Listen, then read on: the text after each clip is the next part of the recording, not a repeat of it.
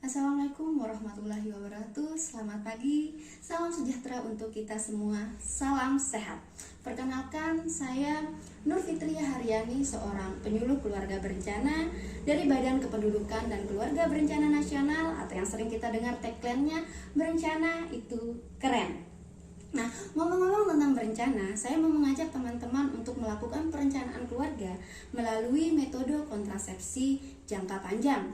Sebenarnya metode kontrasepsi itu ada banyak cara, ada yang jangka panjang dan ada yang jangka pendek. Hanya saja jangka pendek ini rentan terjadinya drop out karena kelupaan, karena lupa ketika melakukan hubungan seksual, kondom habis atau pil habis, atau lupa melakukan suntik ulang. Nah, kejadian kelupaan ini menyebabkan drop out. Drop out ini akan menyebabkan kehamilan tidak diinginkan, yang pada akhirnya menyebabkan stunting jika kehamilan yang tidak diinginkan itu tidak dirawat dengan sebaik mungkin. Jadi, bagaimana cara mengatasi kehamilan yang tidak diinginkan ini? Nah, salah satunya dengan menggunakan metode kontrasepsi jangka panjang.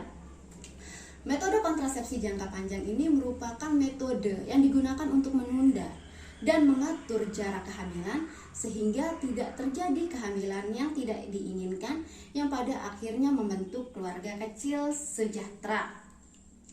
Nah, di sini saya akan menjelaskan jenis-jenis metode kontrasepsi jangka panjang yang dapat kita gunakan sebagai cara penentuan pengaturan jarak kehamilan, cara menunda kehamilan, atau cara memberhentikan kehamilan karena usia yang tidak lagi muda. Nah, metode kontrasepsi jangka panjang ini dibagi menjadi dua cara. Salah satunya metode kontrasepsi hormonal dan metode kontrasepsi jangka panjang tidak mengandung hormon.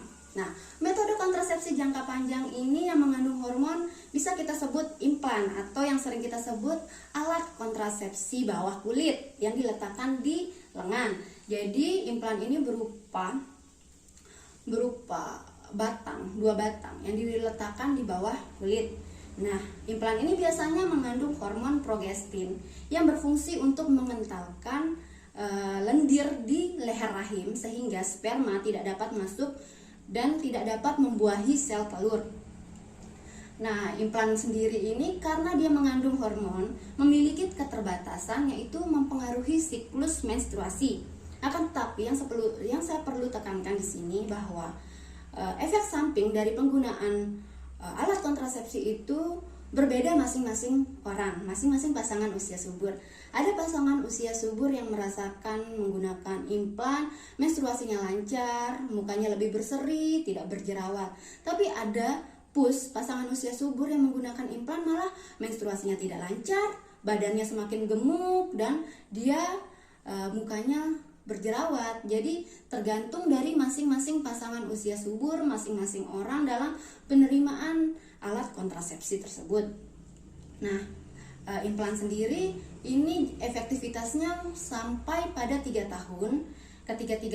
Ketika sudah 3 tahun bisa kembali memasang implan atau menggantinya dengan IUD. IUD sendiri ini merupakan alat kontrasepsi jangka panjang yang tidak mengandung hormonal. Jadi dia alat yang dimasukkan ke dalam rahim, rongga rahim, liang senggama, untuk mencegah masuknya sperma ke dalam rahim sehingga tidak terjadi pembuahan antara sel telur dan sel sperma. IUD sendiri ini memiliki efektivitas hingga 99% dengan jangka waktu 10 tahun. Cukup lama ya.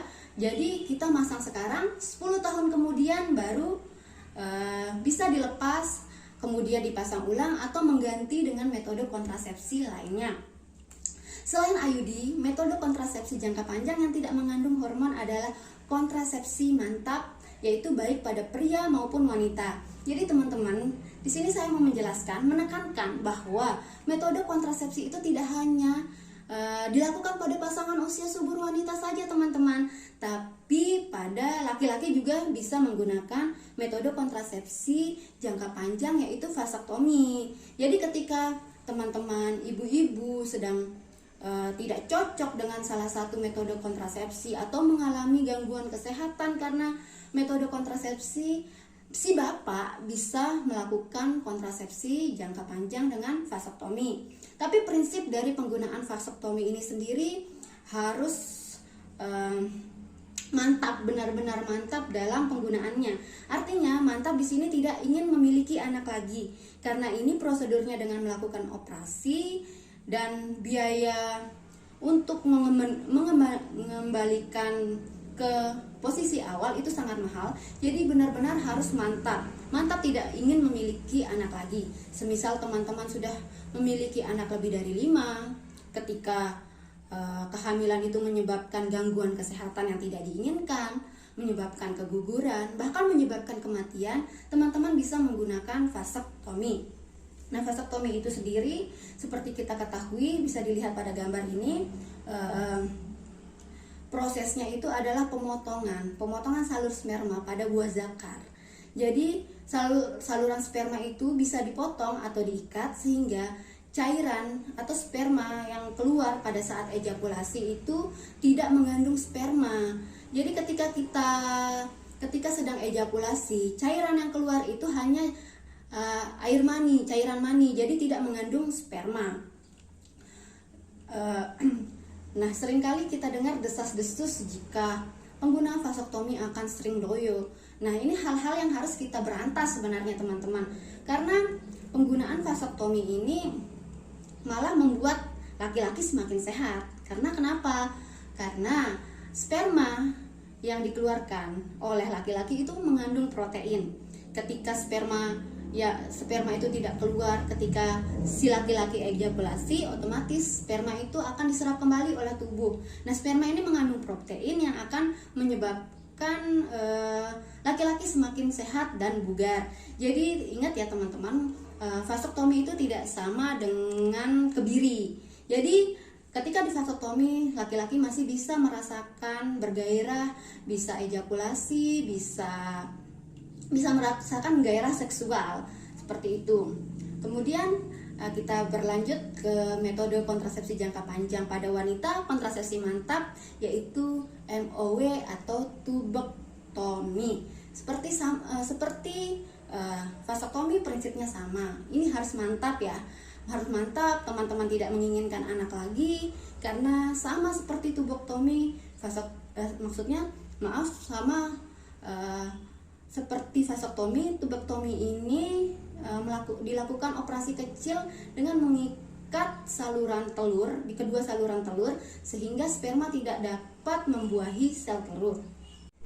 Nah, begitulah teman-teman jenis-jenis metode kontrasepsi jangka panjang.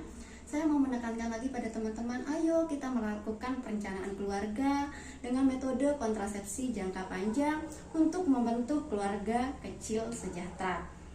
Cukup sekian dari saya. Assalamualaikum warahmatullahi wabarakatuh. Berencana itu keren.